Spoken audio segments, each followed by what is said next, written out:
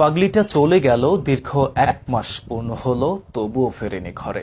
যিনি স্বজন হারানোর ব্যথা বোঝেন, ক্যামেরার সামনে অভিনয় করেন, সেই মানুষটিকে আজ বাংলাদেশ খুব বেশি মিস করছে।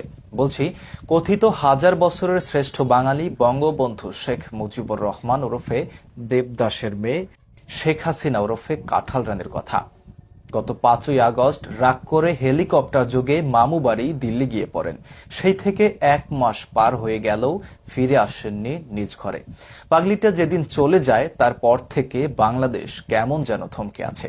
শেখের বেটি চলে যাওয়ায় দেশের আপামর জনতা কাঁঠাল রানীর অভাব হারে হারে টের পাচ্ছে।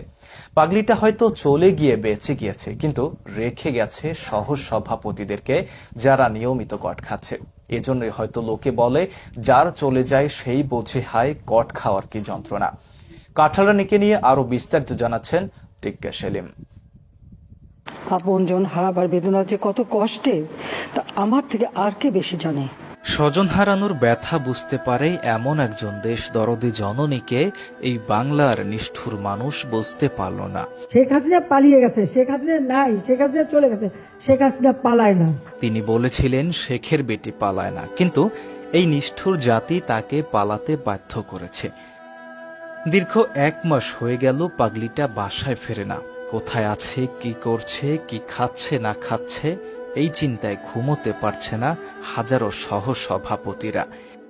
পৃথিবী বিখ্যাত সেরা অভিনেত্রীর অ্যাওয়ার্ডটা যখন হাতের নাগালে, ঠিক তখন এই দেশের জনগণ এক কলঙ্কিত অধ্যায় রচনা করে।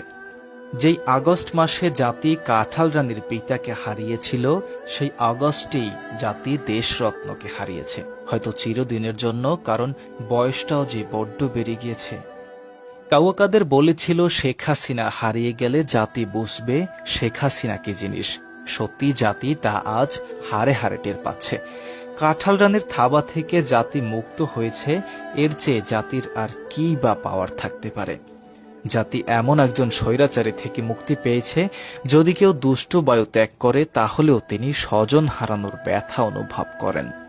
জাতি এমন একজন কাঁঠাল রানী থেকে মুক্তি পেয়েছে, যিনি ছাত্রদের তৃষ্ণা নিবারণের জন্য হেলিকপ্টার থেকে গুলি করেন। এই জাতির জন্য তার এত এত অবদান, যা এক ভিডিওতে বলে শেষ করা যাবে না। শুধু এটুকুই বলবো, একজন তাহাজ্জুদ গুজারি মানবতার মা কাঁঠাল রানীকে এই জাতি মূল্যায়ন করল না। টিক্কা সেলিম, উজান টিভি। প্রিয় দর্শক, এই ছিল কাঁঠাল রানীকে নিয়ে আমাদের সংবাদ। আমাদের সংবাদটি ভালো লাগলে শেয়ার করে পাশে থাকবেন। কাঁঠাল রানী চলে যাওয়ার 1 মাস পূর্ণ হয়ে গেলে আপনার অনুভূতি কি, সেটা কমেন্ট করে জানাবেন। পরবর্তী সংবাদ দেখার আমন্ত্রণ জানিয়ে আজকের মতো বিদায় নিচ্ছি। আল্লাহ হাফেজ।